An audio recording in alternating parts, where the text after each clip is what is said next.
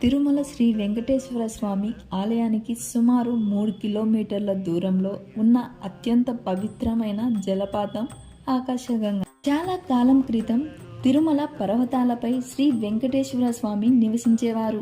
ప్రతిరోజు స్వామి అభిషేకానికి పవిత్ర జలం కావాలి, కానీ పర్వతంపై నీటి వనరులు లేవు. అప్పుడు లక్ష్మీదేవి నమస్కరించి, ప్రభు, మీ పూజకు అవసరమైన పవిత్ర జలం ఎక్కడ నుండి తెప్పించాలి అని అడిగింది. స్వామి చిరునవ్వుతో దేవతలతో చెప్పు, గంగాదేవి నన్ను చేరేలా చేయమని అని అన్నారు. అప్పుడు గంగాదేవి స్వయంగా ఆకాశం నుండి దిగిపడి ఒక స్వచ్ఛమైన జలధారగా ప్రవహించడం మొదలుపెట్టింది.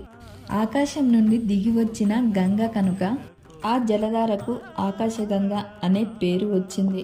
ఈ జలధార నుండి వచ్చే నీటిని ప్రతిరోజు శ్రీవారి అభిషేకానికి ఉపయోగిస్తారు.